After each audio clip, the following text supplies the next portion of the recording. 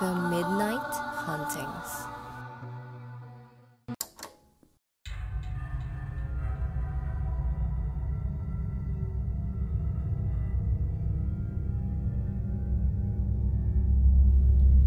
Magandang araw mga ka-midnight. Ako si Rex. Ang kwentong ito ay pinadala ng isa nating tagapakinig at ito ay tungkol sa isang lalaki na umuwi sa kanyang lola matapos pumanaw ang kanyang magulang, kung saan may kakaibang timpla ang luto nitong kaldereta. Ako si Obet. Ang aking kwento ay nagsimula nang kinailangan kong samahan si Lola Donna dahil ito ang huling habilin sa akin ng aking mga magulang bago sila maaksidente. Hindi kami gaanong malapit ni Lola Donna, ngunit tumatak sa akin ang masasarap niyang luto nung bata pa ako. Ang huling balita ko ay tahimik ang buhay niya kasama ang aking tiyahin na si Tita Gina. Nag-aalala ang aking magulang dahil humihina na daw ang negosyo ni Lola Donna, kung saan nagtitinda ito ng mga lutong ulam. Si Tita Gina daw ang tagalako nito sa labas. Laging nagluluto si Lola at tumutulong ako sa kanya, pero si Tita Gina ang nag-aayos ng mga sangkap. Nagtataka ako dahil hindi ko makain si Tita Gina ng mga luto ni Lola Donna. Ako naman ang hilig kumain sa mga sobra nito at naging paborito ko ang kanyang kaldereta. Masarap at malasa ang sarsa nito, ngunit napansin kong medyo matigas ang laman. Habang kumakain ako, ay napansin kong masama ang tingin ni Tita Gina na tila nandidiri ito sa aking kinakain. Maya-maya ay naririnig ko si Tita Gina na pinagagalitan si Lola Donna. Sinabi niyang siya na daw ang bahalang magluto ng pagkain namin at pangbenta lang ang lulutuin ni Lola Donna. Napansin ni Tita na naririnig ko ang usapan nila at biglang binago niya ang usapan. Nagpaalam na si Tita Gina na dadaanan ang mga suki niya dala ang luto ni Lola.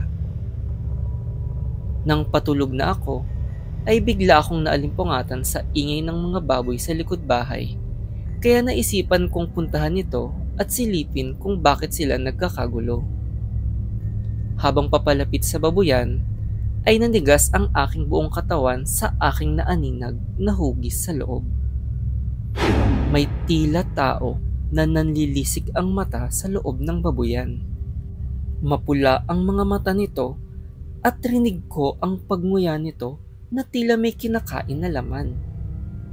Hindi ako makakilos sa aking kinatatayuan nang bigla itong nagsalita. Sinabi nito na nakakatakam daw akong tignan. Kumaripas ako ng takbo papasok sa loob ng bahay at agad na nagkulong sa aking kwarto dahil sa takot. Nanginginig ako hanggang mag-umaga dahil hindi ako makatulog. Kinabukasan ay agad kong ikwinento kina Lola Donna at Tita Gina ang nangyari sa akin kagabi. Nagulat ako dahil bigla akong pinagalitan ni Tita Donna na wag daw akong lumabas kapag gabi. Madami daw bali-balitang aswang sa aming mga baryo, kaya mag-ingat daw ako. Biglang nagsalita si Lola Donna na may bumibisita din daw sa kanya kapag gabi. Ayon sa kanya, may kumakatok daw lagi sa bintana niya tuwing siya'y matutulog na. Nanghihingi daw ito ng kanyang luto at natatakam daw sa mga pagkain niya. Iniba ni Tita Gina ang usapan at naghain na ako ng kakainin. Natakam ako sa kaldereta ni Lola kaya kumuha ako nito patago. Ayokong ipaalam kay Tita Gina na hindi ko kinain ang kanyang luto. Maya-maya ay nahuli niya akong kumakain ng kaldereta ni Lola at nagalit siya sa akin. Sinagot ko siya dahil wala namang problema sa ginawa ko at di ko maintindihan kung bakit bawal ko kainin ang luto ni Lola. Nagkulong na lang ako sa aking kwarto dahil sa mga hindi maipaliwanag na nagaganap sa amin. Isa sa misteryo sa akin ay kung bakit si Tita Gina ang nag-aayos ng sangkap ng luto ni Lola at ayaw niya kaming pasamahin sa kanyang pamamalengke at paghiwa ng mga rekado. Hindi ko din alam kung ano at sino ang nakita ko sa babuyan at kung yun din ba ang kumakatok di umano sa bintana ni Lola. Habang nagninilay-nilay bago matulog, ay nakarinig na naman ako ng ingay at naisip kong silipin ito dahil galing ito sa loob ng bahay. Naisipan kong pumuslit dahil nakita kong palabas si Tita Gina ng bahay at may daladalang bayong. Nang sinundan ko ito, ay nakita kong papunta siya ng babuyan. Akala ko ay magpapakain ito sa mga baboy, ngunit nagulat ako nang may hugis na lumabas at kinausap siya. Isang aswang ang kausap ni Tita Gina at kitang-kita ko na may karneng inilagay ito sa dalang bayong ni Tita. Narinig kong sinabi ng aswang na sa susunod ay magdadala pa sila ng mas malalaking karne ng tao dahil nagustuhan nila ang luto ni Lola Donna. Hindi ako makapaniwala sa aking narinig.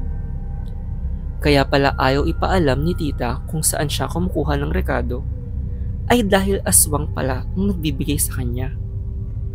At ang mga niluluto ni Lola ay laman ng tao. Kaya pala ayaw niya akong kumain ng mga niluluto ni Lola Donna. Agad akong tumakbo papasok sa bahay dahil sa takot at pandidiri na aking naramdaman. Sa pagmamadali ko ay sa likod bahay ako nakapasok. Doon naghahanda si Tita at pinagbabawalan niya kaming pumasok doon. Pagbukas ko ng pinto ay nasuka ako sa aking nakita. Hile-hilera ng mga katawan ng tao ang nagkalat sa loob. Kitang-kita ko ang iba't ibang parte ng katawan na nakasabit at nagmamadali akong makalabas. Paglingon ko ay nasa harap ko na si Tita Gina at halata sa kanyang muka ang pagkataranta nito. Ipinaliwanag niya na nung isang taon ay pinuntahan siya ng mga aswang at pinagbantaan ang buhay nila ni Lola Donna dahil wala silang kasama sa bahay. Bilang kapalit daw, ay nangako siya na paghahandaan niya ang mga ito ng mga putahe gamit ang laman ng tao. Matapos nun, ay napagkasunduan naming huwag na ipaalam kay Lola Donna ang mga nangyari.